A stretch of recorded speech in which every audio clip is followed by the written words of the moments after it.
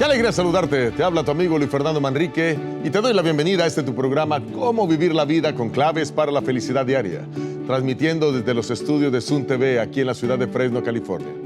El tema para hoy lo he titulado Restaurando el hogar después de una separación. Sí, restaurar el hogar después de que hubo separación. Cada día miles de hogares en el mundo se fracturan. Niños se duermen escuchando discusiones de sus padres. Adolescentes que sienten que su mundo se desploma, padres que llevan sobre sus hombros la culpa, la incertidumbre. En los Estados Unidos, cerca de 45% de los matrimonios terminan en divorcio, y eso que la cifra ha venido disminuyendo en la última década.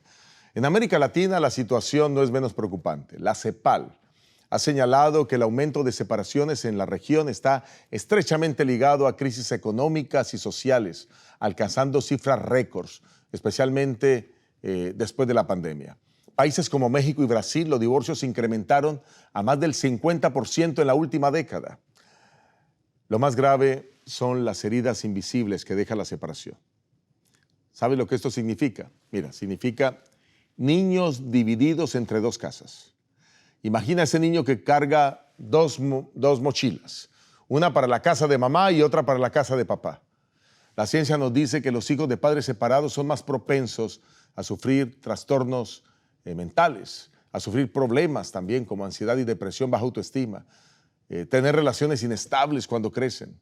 Estas cicatrices emocionales no siempre se ven, pero marcan para toda la vida. Siempre he dicho, los más perjudicados en una separación son los hijos.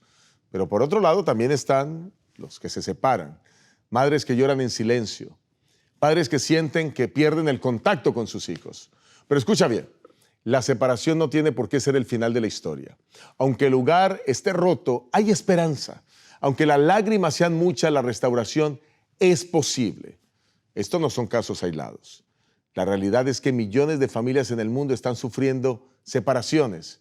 Sin embargo, este no es el final de la historia. Aunque la separación duele, el hogar puede ser restaurado. Miren, ahora mismo estoy recordando por lo menos 6 casos de 6 diferentes personas que me consultaron y que ya habían iniciado incluso relaciones con otras parejas, separados de su cónyuge.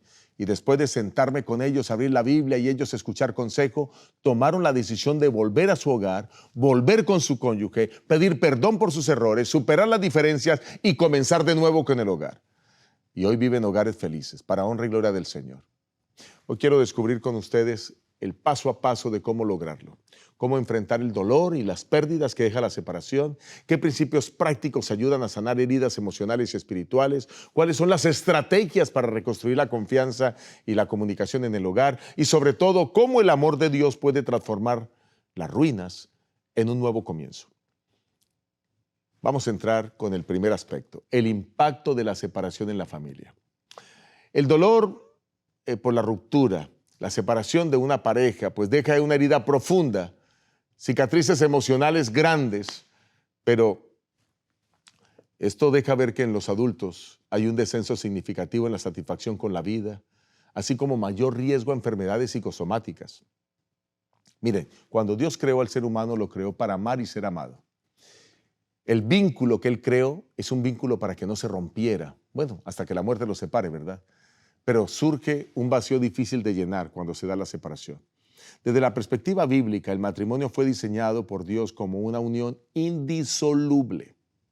Así lo presenta Jesucristo en Mateo el capítulo 19, el versículo 6. Mateo el capítulo 19, el versículo 6. Dice Dios en su palabra. Dice el Señor. Así que no son ya más dos, sino una sola carne. Por tanto, lo que Dios juntó, no lo separe el hombre. Si Dios junta a una pareja en su relación, los hombres no tienen, los miembros de la pareja no tienen por qué romperla. Por eso cuando la separación ocurre duele tanto. Si la persona se enfrenta no solo a la pérdida de la pareja, sino también al derrumbe de un proyecto de vida compartido. ¿Y cuáles son las consecuencias en los hijos? Ellos son los más vulnerables en esta separación. Los niños de hogares separados presentan mayor riesgo de dificultades emocionales, presentan problemas escolares, presentan conflictos de conducta. Y esto se debe a que los hijos no solo pierden la estabilidad de un hogar unido, sino que también se sienten atrapados entre lealtades divididas. Aman a su papá, aman a su mamá. Lo que más quisiera un niño es tenerlos juntos. Un niño puede llegar a preguntarse, ¿fue mi culpa que mis padres se separaran? Y ese sentimiento de culpabilidad puede marcarle de por vida. Además, cuando los padres mantienen conflictos constantes, incluso después de la separación, los hijos desarrollan niveles de ansiedad, de baja autoestima e incluso de agresión, sin que los padres logren notarlo.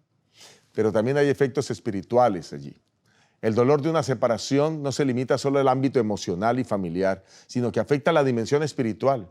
Muchas personas sienten que le han fallado a Dios, a su fe, a la iglesia. Surge la vergüenza y en ocasiones la estigma social. Amistades que se alejan, familiares que juzgan y comunidades e iglesias que no siempre saben cómo acompañar. Este aislamiento puede aumentar la sensación de soledad y desesperanza. Miren, a nivel social la separación también trae consecuencias prácticas. Hay dificultades económicas, hay pérdida de apoyo de la familia, hay ajustes en la rutina diaria. Las estadísticas muestran que las familias monoparentales, donde hay un solo padre, crecen o tienden a caer en la pobreza, lo que añade una carga adicional a quienes ya enfrentan esa crisis emocional. Algunos ejemplos cotidianos que quiero compartir con ustedes. Una madre separada que debe asumir sola la crianza de sus hijos mientras lucha con el sentimiento de fracaso y el juicio de la comunidad que le rodea. Un padre que después de la ruptura siente que ha perdido su rol porque no solo puede ver a sus hijos 1 o 2 veces por semana, sino que ahora su corazón se siente roto y dividido.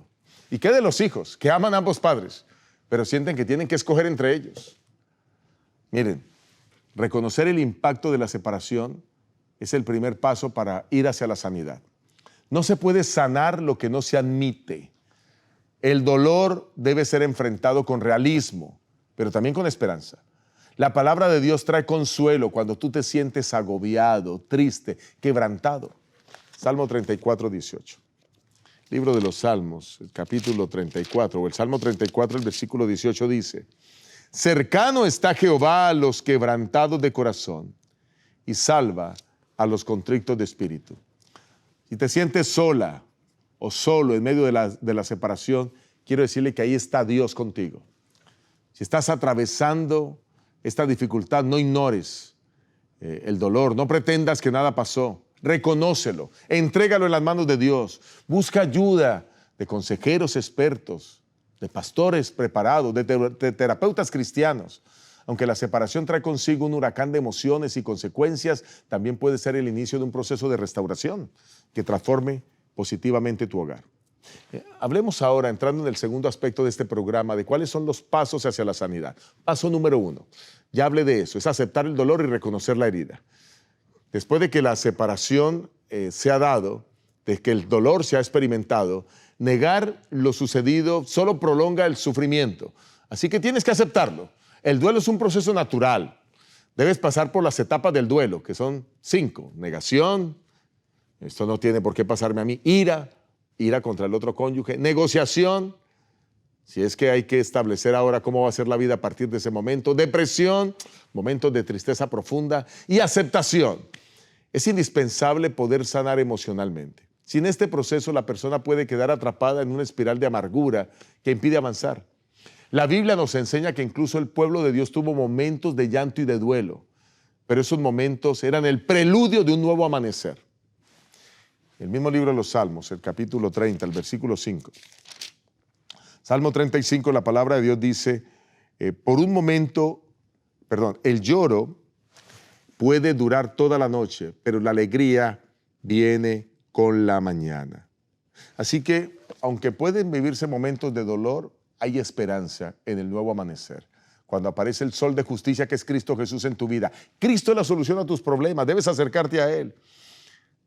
Reconocer la herida no es señal de debilidad, es un paso de valentía hacia la restauración. El paso número 2 es el poder del perdón, perdonar. Uno de los primeros pasos hacia la sanidad es aprender a perdonar. El perdón no significa justificar lo que ocurrió, sino librarse de ese peso del resentimiento. Investigaciones han demostrado que el perdón está asociado con menor ansiedad, mejor salud cardiovascular, mayor bienestar psicológico. Así que guardar rencor solo te enferma, consume tu energía, perpetúa el dolor. Jesús enseñó a sus discípulos, en la oración modelo, en el Padre Nuestro, Jesús enseñó en Mateo capítulo 6, el versículo 12. Mateo 6, 12. Dice el Señor en su palabra: y perdona nuestras deudas, como también nosotros perdonamos a nuestros deudores, a los que nos ofenden. El perdón es entonces un mandamiento divino, es una medicina para el alma.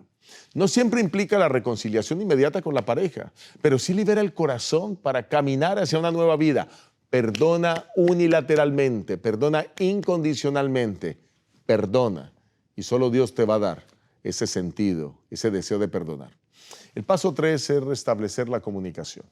En muchos casos, aún después de la separación, la comunicación sigue siendo necesaria, especialmente cuando hay hijos de por medio. Tienen que hablar con respecto a los hijos.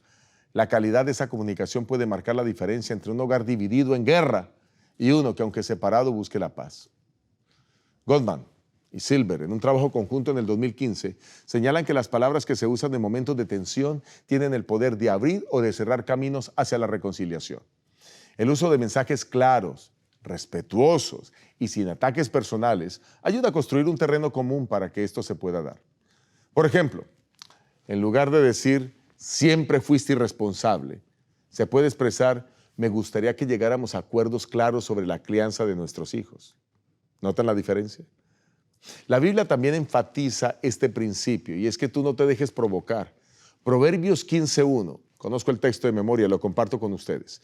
La blanda respuesta quita la ira, mas la palabra áspera hace subir el furor. Restaurar la comunicación implica responder con palabras suaves y no fomentar más una discusión que llegue a transformarse en una guerra.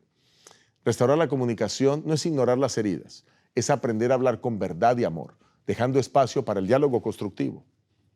Mira, aquí hay algunos ejemplos que pueden ayudarte a entender esto. Una madre que, aunque herida, decida mantener un tono respetuoso en las conversaciones con su exesposo para que sus hijos no sufran más conflictos.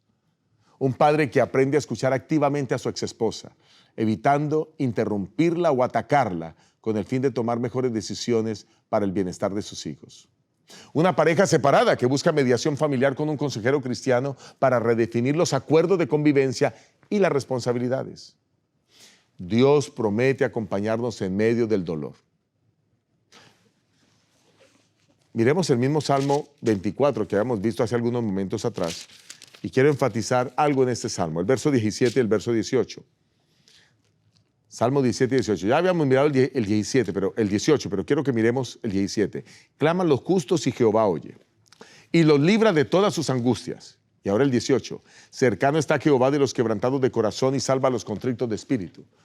Noten ustedes que el Señor escucha cuando tú le hablas y está dispuesto a ayudarte a reconstruir el camino incorrecto que tomaste. Vamos a mirar el otro aspecto. ¿Cuáles son los principios para restaurar la confianza? Vamos a suponer que ahora hubo perdón, se decidió volver al hogar, pero ahora hay que restaurar esa confianza que se rompió. Pues reconstruir, lo primero es construye sobre la verdad. Sí, la confianza rota es uno de los daños más graves que deja una separación. Muchas veces los engaños, las promesas incumplidas, las traiciones, las mentiras, pues erosionaron la seguridad emocional. La psicología afirma que la confianza no se recupera de un día para otro. Debe construirse con actos coherentes a largo plazo. La confianza se construye cuando las personas son transparentes, consistentes y cumplen con lo que dice. Desde la perspectiva bíblica, la verdad es el cimiento de toda relación sana. Por eso, así lo plantea la Biblia, y ojalá este texto tómalo en cuenta. Es Efesios 4:25, un texto poderosísimo. Efesios 4:25. Y el Señor nos habla aquí de cuán importante es desarrollar esa confianza sin mentiras, dice la palabra de Dios. Por lo cual, desechando la mentira, hablad verdad cada uno con su prójimo, porque somos miembros los unos de los otros. Habla con tu prójimo, solo la verdad y nada más que la verdad. Restaurar el hogar implica que las palabras y las acciones estén alineadas, evitando medias verdades o silencios que solo alimentan la sospecha. Otra estrategia es definir nuevos límites y roles. Una de las razones por las que muchas reconciliaciones fracasan es que se vuelven a caer en los mismos patrones del pasado. Para evitarlo es necesario establecer límites claros, redefinir los roles en la relación, establecer acuerdos. Estudios sobre dinámica de pareja destacan que los matrimonios que logran establecer reglas claras de convivencia tienen mayor probabilidad de éxito en la restauración. Estos límites no deben verse como barreras que limitan el amor, sino como acuerdos que protegen la relación. Y los acuerdos son para cumplirlos. Por ejemplo, establecer tiempos de diálogo diario, sin distracciones, sin celulares, sin tablets, sin computadoras que impidan que esa relación se siga construyendo. Así que en el hogar los roles tienen que ser vistos como complementarios. Ambos están para apoyarse y no como una competencia de poder. Por eso la Biblia nos recuerda en Efesios 5:21 que debemos someternos el uno al otro, pero quiero leerles el texto. Efesios 5:21, y aquí el Señor lo muestra con claridad.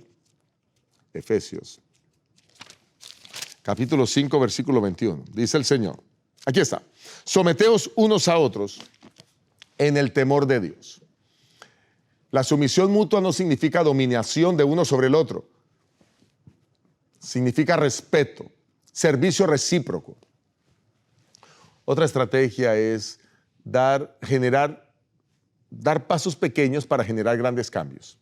La confianza se reconstruye con hechos repetidos en el tiempo. Por lo menos Gottman, uno de los grandes investigadores de familia aquí en los Estados Unidos, descubrió en sus investigaciones que son los pequeños gestos los que logran cambiar las cosas. Una palabra de aprecio, un acto de cortesía, una escucha atenta. Eso consolida los lazos de la pareja. Ejemplos sencillos como enviar un mensaje de ánimo durante el día. Cumplir puntualmente con los compromisos.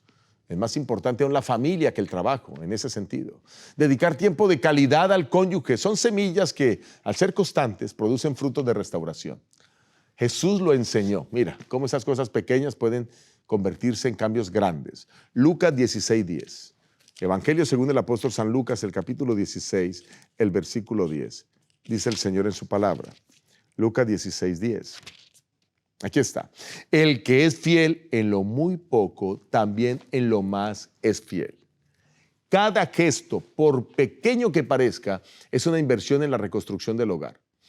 Una pareja que tras la separación decide hacer un listado de acuerdos, firmarlos, dejarlos en un lugar visible para leerlos todos los días, al fin de cumplirlos. Un esposo que había fallado en la administración del dinero, pues ahora entrega cuentas claras y transparentes cada mes a su esposa o incluso a la familia. Una esposa que había perdido la confianza en la palabra de su cónyuge empieza a notar que sus promesas pequeñas, como llegar a tiempo o llamar cuando se le pidió, se cumplen fielmente. Ahora comienza a confiar de nuevo en su pareja. Mis queridos, restaurar la confianza no es imposible, pero requiere disciplina, requiere humildad. Cada paso debe ser fundamentado en la verdad, reforzado con nuevos límites, alimentado con acciones pequeñas y constantes. Si bien el pasado tú no lo puedes borrar, sí puede redimirse el pasado cuando ambos deciden caminar bajo los principios de Dios. Y por eso es tan importante la orientación y la consejería. El Señor promete renovar las fuerzas de quienes confían en Él. Eso es lo que dice Isaías 40:31. Este es un versículo poderoso que te va a animar si es que tú estás pasando situaciones como estas. Aquí está Isaías, capítulo 40, el versículo 31. Los que esperan a Jehová tendrán nuevas fuerzas. Levantarán alas como las águilas. Correrán y no se cansarán. Caminarán y no se fatigarán. ¿Quién te dará fuerza para seguir adelante? Pues Dios, con su poder, con su gracia. Confía en Él, búscale. Ve a la iglesia adventista más cercana. Refúgiate en su amor.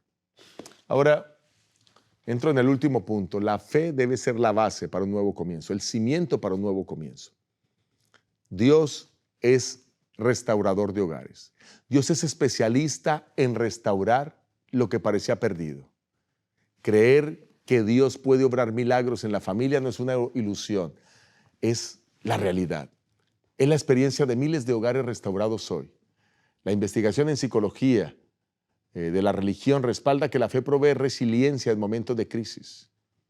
Las parejas que integran la espiritualidad en su proceso de restauración experimentan mayor satisfacción conyugal y mayor bienestar emocional.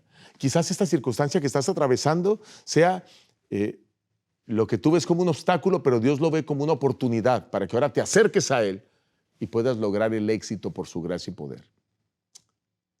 Snyder, en el año 2002, en su teoría de la esperanza, explica que quienes mantienen una visión positiva del futuro tienen mayor capacidad para superar crisis y alcanzar metas. Esto es clave para la restauración familiar. Creer que un nuevo inicio es posible. La Biblia lo confirma en Romanos 15:13. Quiero que vayan conmigo. Romanos, capítulo 15, versículo 13. Dice Dios en su palabra: el Dios de esperanza os llene de todo gozo y paz en el creer, para que abundéis en esperanza por el poder del Espíritu Santo. Miren, la esperanza no se fundamenta en fuerza humana, la esperanza se fundamenta en Dios, en la certeza de que Dios guía el proceso. Y la palabra esperanza significa que en el futuro todo será mejor.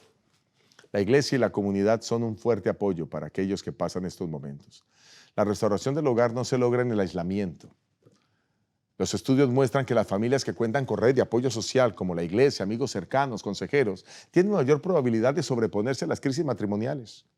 El acompañamiento de una comunidad que ora por ti, que te aconseja, que te brinda soporte práctico, puede ser determinante para no rendirse en el camino. Este es el momento para buscar de Dios, es el momento para ir a la iglesia. La iglesia está llamada a ser un hospital para las familias heridas, no un tribunal de condena. Y si tú eres miembro de una iglesia, no condenes a los que llegan en busca de ayuda. Todo lo contrario, necesitan tu apoyo. El apóstol Pablo nos exhorta para hacerlo. Gálatas capítulo 6, versículo 2. Gálatas 6:2. Miren cómo el Señor lo presenta en esta hora. Lean conmigo. Sobrellevad los unos las cargas de los otros y cumplid así la ley de Cristo. Es sobrellevar las cargas los unos con los otros. Para eso está la iglesia. Y participar de un grupo de oración es una guía para iniciar una nueva etapa juntos. Padres, con la ayuda de un consejero cristiano, redescubran el propósito de su unión, reconstruyan la confianza. Una familia después de una ruptura halla en la iglesia fuerza espiritual y emocional para perdonarse y comenzar de nuevo. Miren, el llamado es claro.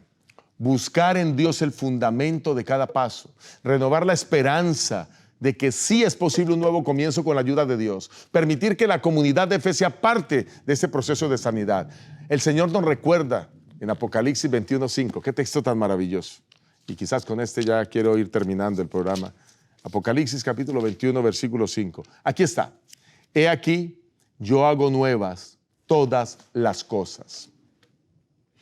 Así como Dios creó el universo con su palabra, también al principio, luego este mundo cae en pecado, Dios creará un nuevo universo cuando Él venga a acabar con el pecado y la maldad. De la misma manera, Dios puede crear en ti un nuevo capítulo en tu familia.